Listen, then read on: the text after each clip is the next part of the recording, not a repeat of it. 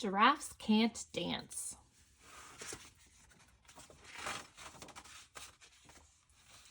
Gerald was a tall giraffe whose neck was long and slim, but his knees were awfully crooked and his legs were rather thin. He was very good at standing still and munching shoots off trees, but when he tried to run around, he buckled at the knees. Now, every year in Africa, they hold a jungle dance where every single animal turns up to skip and prance. And this year, when the day arrived, poor Gerald felt so sad because when it came to dancing, he was really very bad. The warthogs started waltzing and the rhinos rock and rolled. The lions danced a tango that was elegant and bold.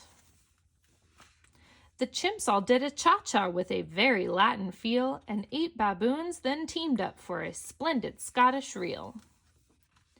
Gerald swallowed bravely as he walked toward the floor, but the lions saw him coming and they soon began to roar. "Hey, look at clumsy Gerald," the animals all sneered. "Giraffes can't dance, you silly fool. Oh, Gerald, you're so weird." Gerald simply froze up. He was rooted to the spot. "They're right," he thought. "I'm useless. Oh, I feel like such a clot."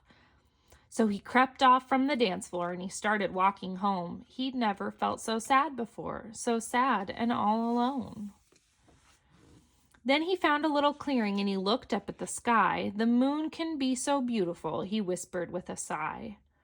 "Excuse me," coughed a cricket who'd seen Gerald earlier on, "but sometimes when you're different, you just need a different song." Listen to the swaying grass and listen to the trees. To me, the sweetest music is those branches in the breeze.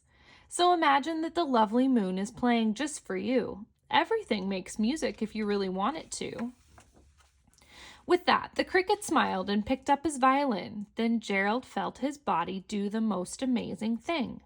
His hooves had started shuffling, making circles on the ground. His neck was gently swaying and his tail was swishing round.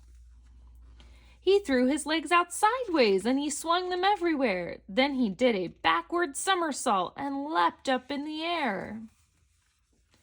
Gerald felt so wonderful. His mouth was open wide. "I am dancing. Yes, I am dancing. I am dancing," Gerald cried.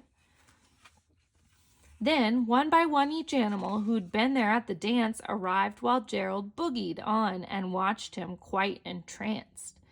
They shouted, "It's a miracle! We must be in a dream! Gerald's the best dancer that we've ever seen. How did you learn to dance like that? Please, Gerald, show us how." But Gerald simply twirled around and finished with a bow.